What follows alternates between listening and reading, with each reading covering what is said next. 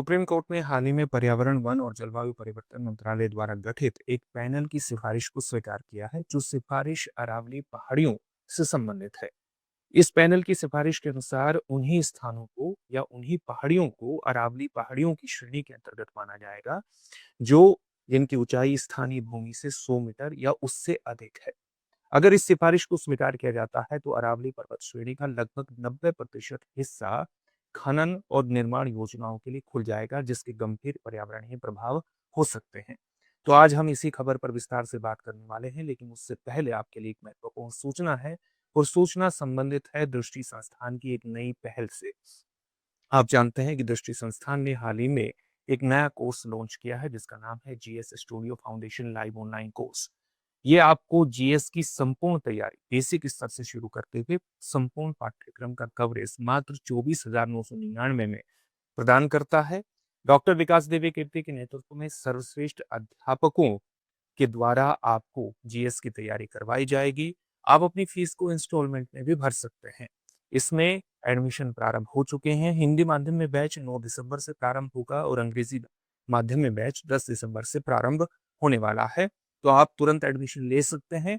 Admission लेने के लिए डिस्क्रिप्शन में दिए गए लिंक को क्लिक कीजिए और अपने एडमिशन को सुनिश्चित कीजिए। इस कोर्स के कुछ महत्वपूर्ण विशेषताएं ये है कि ये मात्र 14 महीने में आपकी संपूर्ण तैयारी जीएस की करवा देगा।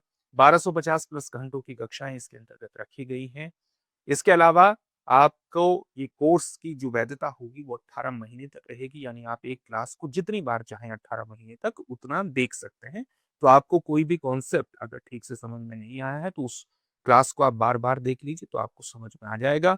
किसी भी तरह का क्लास के दौरान अगर संशय है तो लाइव चैट में आप अपना कमेंट करिए और लाइव चैट में कमेंट करके आपके संशय का तुरंत निवारण कर दिया जाएगा। आपको नोट्स बनाने में भी किसी प्रकार की दिक्कत नहीं होगी, क्योंकि जो भी बोर्ड पर आपको पढ़ाया जाएगा उसकी पीडीएफ फाइल भी आपको उपलब्ध कराई जाएगी।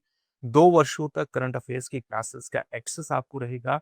आप अपनी तैयारी का ठीक प्रकार से मूल्यांकन कर सकें, इसके लिए प्रीलिम्स और मेंस के मिलाकर के 18 टेस्ट के भी भागीदार आप बनेंगे। तो एक संपूर्ण कवरेज है आपकी जीएस की तैयारी को बेसिक स्तर से शुरू करते हुए आपको एक ब्रॉड बैंड एक ब्रॉड तरीके से जीएस की तैयारी करवाएगा। तो इस कोर्स से जुड़िए और सफलता की दिशा में आगे बढ़ जाइए। अगर आपको किसी भी प्रकार का कोई भी संशय है तो आप एक नंबर पर कॉल कर सकते हैं। हमारा नंबर है 8750187501। तो इस नंबर पर कॉल करके आप अपनी संशय का निवारण कर सकते हैं, अपने एडमिशन को सुनिश्चित कर सकते हैं और सफलता की दिशा में आगे बढ़ सकते हैं। अब हम उस पैनल को देखते हैं। सबसे पहले जो कि अरावली पहाड़ी से संबंधित सिफारिश जिसने की थी और जिस सिफारिश को हाल ही में सुप्रीम कोर्ट ने स्वीकार किया है। अगर आप अरावली पर्वत श्रेणी को देखेंगे तो आप देखेंगे ये दिल्ली तक फैली हुई है और दिल्ली, हरियाणा, राजस्थान और गुजरात गुजरात तक ये विस्तृत है। मुख्यतः इन्हीं राज्यों में ये स्थित है और इस अरावली पर्वत श्रेणी का ऐसा माना जाता है लगभग 2/3 से भी ज्यादा हिस्सा कहाँ पर पड़ता है? राजस्थान में पड़ता है। अरावली पर्वत श्रेणी का पारिस्थितिकी महत्व तो है ही, लेकिन इसका एक और महत्व क्या है? ये थार जो ये रेगिस्तान है, यहाँ पर थार रेगिस्तान, इसके पूर्वी हिस्से में विस्तार को भी रोकने का एक महत्वपूर्ण काम करता है।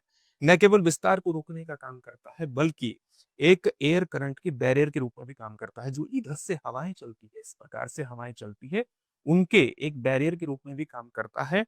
और इससे इस हिस्से में या दिल्ली वाले हिस्से में या इस हिस्से में जो धूल भरी स्थितियां होती हैं उनमें कमतरी आती है।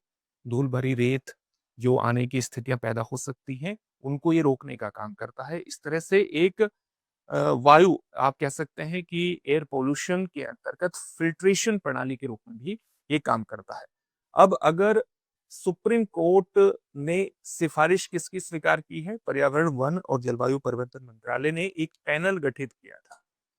अब इस पैनल ने क्या कहा कि उन्हीं अरावली पहाड़ियों के अंतर्गत की श्रेणी के अंतर्गत दर्जा प्रदान किया जाएगा, जो अपने आसपास की भूमि से 100 मीटर या उससे अधिक की ऊंचाई रखती है। अब अगर फॉरेस्ट सर्वे ऑफ इंडिया की रिपोर्ट की हम बात करें तो फॉरेस्ट सर्वे ऑफ इंडिया की रिपोर्ट ये कहती है कि 20 मीटर या उससे अधिक की ऊंचाई वाली जो अरावली की पहाड़ियां हैं वो हैं लगभग 12,081 की संख्या में, 12,081। और अगर आप इन पहाड़ियों में 100 मीटर या उससे अधिक की ऊंचाई की पहाड़ियों की बात करें तो उनकी संख्या 12,081 से गिर करके मात्र 1,048 है, जो कि इसके परसेंटेज के रूप में देखें तो 8.7% आसपास बैठती है, यानी 10% से भी नीचे है।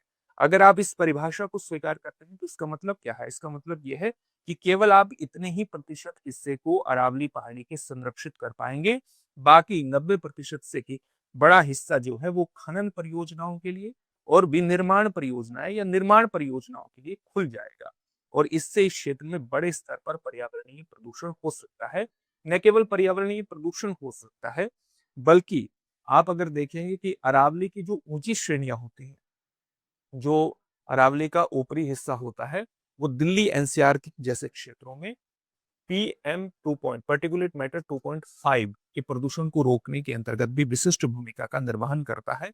और आप जानते हैं ये उस तरह के सूक्ष्म कण होते हैं जिनका आकार 2.5 माइक्रोमीटर या उससे कम होता है, और ये बेहद खतरनाक होते हैं क्योंकि ये हमारी सांस के जरिए, हमारे नाक के जरिए हमारे लंग्स में प्रवेश कर सकते हैं और तरह तरह की श्वसनीय संबंधी बीमारी देते हैं। इनकी वजह से आपको फेफड़ों का कैंसर भी हो सकता है। इस प्रकार की रिपोर्ट्स भी आई है। तो अरावली का जो ऊपरी हिस्सा है वो उस तरह के प्रदूषण को रोकने में महत्वपूर्ण भूमिका का निर्वहन करता है। इसके अलावा अरावली का जो 10 मीटर से लेकर के 30 मीटर का हिस्सा है, ये भी जो धूल और रेत से होने वाला प्रदूषण है उसको रोकने का काम करता है। तो एयर पोल्यूशन को घटाने के अंतर्गत इसकी भी भूमिका है। अगर आप इस हिस्से को विनिर्माण और खनन परियोजनाओं के लिए खोल देंगे तो आप देखेंगे कि एनसीआर में प्रदूषण की स्थिति और खराब हो सकती है। न केवल एनसीआर में प्रदूषण की स्थिति खराब हो सकती है, बल्कि इस पूरे हिस्से में, इस वाले हिस्से में प्रदूषण की स्थितियां और ज्यादा बदतर होने की स्थितियां उत्पन्न हो जाएंगी, क्योंकि ये पूरा क्षेत्र ही खनन और निर्माण परियोजनाओं के लिए मुख्य रूप से खुल जाएगा। साथ ही आप जानते हैं कि ये थार रेगिस्तान के पूर्वी हिस्से, पूर्व की तरफ विस्तार को भी रोकने का काम करता है अरावली पर्वत श्रेणी। अगर इतने बड़े स्तर पर परियोजनाओं के लिए अरावली का हिस्सा खुल जाएगा तो न केवल पारिस्थितिकी संकट उत्पन्न होगा, बल्कि थार रेगिस्तान का अगर इधर विस्तार होगा तो किसानों को भी नुकसान हो सकता है। उनकी आजीविका के लिए भी एक महत्वपूर्ण संकट उत्पन्न हो सकता है, अगर इस सिफारिश को स्वीकार कर किया जाता है। इसके अलावा जो सिफारिश प्रस्तुत की गई है उसमें ये उसके जो 34 जिले जो कि अरावली के अंतर्गत पाए जाते हैं, उन में जो पैनल ने सिफारिश की है उसमें सवाई माधोपुर को नहीं रखा, नई परिभाषा के अनुसार सवाई माधोपुर को नहीं रखा गया है, और इसके अलावा चित्तौड़गढ़ को भी नहीं रखा गया है। जबकि इसमें महत्वपूर्ण अरावली पहाड़ियों पर स्थित महत्वपूर्ण संरचनाएं, जैसे सवाई माधोपुर में ही रणथंबोर है, ठीक है, और चित्तौड़गढ़ में चित्तौड़गढ़ किला। तो यहाँ तो बहुत स्पष्ट अरावली पर्वत श्रेणियां हैं। अगर इनको भी आप नई परिभाषा के अनुसार नहीं रख रहे हैं, जो भी उसमें और पैरामीटर्स प्रदान किए गए हैं, तो ये तो एक बहुत ही गंभीर स्थिति को प्रकट करता है। इसके अलावा आप ये भी देखेंगे कि सवाई माधोपुर का जो हिस्सा है वहीं पर अरावली पर्वत श्रेणी विंध्य पर्वत श्रृंखला से मिलती है। तो ये बहुत ही एक गंभीर स्थिति है कि इस तरह से चीजें प्रस्तुत की गई हैं इन नई परिभाषा के अनुसार, जिसमें सवाई माधोपुर जैसे जिलों को भी अरावली पर्वत श्रेणी, एक तरह से ये नहीं माना जाएगा कि वो अब अरावली पर्वत श्रेणी के अंतर्गत या अरावली पर्वत श्रृंखला के अंतर्गत आते हैं। इसके अलावा जो सरिस्का और सरिस्का के अलावा जो रणथंबोर संरक्षित क्षेत्र है, उनके बीच वन कॉरिडोर के रूप में भी एक क्षेत्र काम करता है, अरावली का क्षेत्र काम करता है।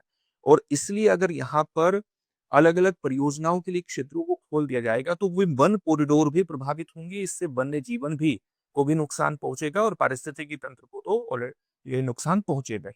तो इस रिपोर्ट के इस प्रकार से नकारात्मक प्रभाव हो सकते हैं। अब आगे देखते हैं कि किस प्रकार से इस पर सरकार आगे बढ़ती है और सुप्रीम कोर्ट में इस पे बाद बाद में इसके लिए कोई सुनवाई फिर से होती है या नहीं, ये आगे देखने वाली बात होगी। लेकिन इसके किस प्रकार के प्रभाव हो सकते हैं उनकी चर्चा हमने कर ली है। अब इससे संबंधित एक प्रश्न देख लेते हैं जिसका उत्तर आपको कमेंट बॉक्स में कमेंट करके देना है।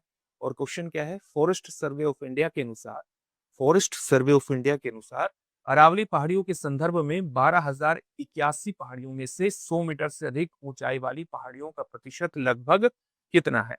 आपके सामने ऑप्शंस क्या है? 40%, 25%, 15% या 8.7%। इस प्रश्न का उत्तर कमेंट बॉक्स में कमेंट करके जरूर दीजिए। फिर से एक नए सेशन में आपसे मुलाकात होगी। धन्यवाद। अब एग्जाम की तैयारी को और बेहतर करने के लिए हमारे चैनल को लाइक, शेयर और सब्सक्राइब करना ना भूलें।